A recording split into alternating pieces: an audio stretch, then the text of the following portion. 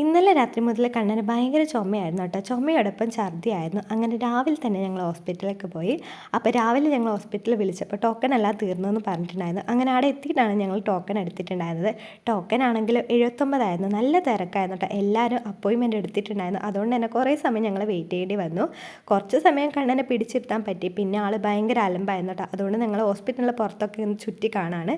അപ്പോൾ ഇത് കണ്ടിട്ട് ഏതാ ഹോസ്പിറ്റൽ നിങ്ങൾക്ക് മനസ്സിലായെങ്കിൽ താഴെ നിന്ന് കമൻറ്റ് ചെയ്യാം കേട്ടോ. അങ്ങനെ കുറച്ച് കഴിഞ്ഞപ്പോൾ ഞങ്ങളെയും വിളിച്ചു. അങ്ങനെ ഡോക്ടറെ കാണിച്ചു. വലിയ കുഴപ്പമൊന്നുമില്ലാന്ന് പറഞ്ഞു. കഫത്തിൻ്റെ പ്രശ്നമുണ്ടെന്ന് പറഞ്ഞു. അങ്ങനെ മരുന്നും കാര്യങ്ങളൊക്കെ വാങ്ങിയിട്ട് നമ്മൾ നേരെ വീട്ടിലേക്ക് പോവാണ്. വീട്ടിലേക്ക് പോകുമ്പോഴേ ഉച്ചയായിട്ടുണ്ടായിരുന്നു കേട്ടോ. അപ്പോൾ ഫുഡ് കഴിച്ചിട്ട് പോകാമെന്ന് വിചാരിച്ചു. അങ്ങനെ ഞങ്ങളൊരു ഹോട്ടലിൽ കയറിയിട്ട് സദ്യ പറഞ്ഞു കേട്ടോ. എനിക്ക് എന്തോ ഇപ്പോൾ സദ്യയോട് ഭയങ്കര ഇഷ്ടമായിട്ട് തോന്നിയിട്ടുണ്ട് കേട്ടോ.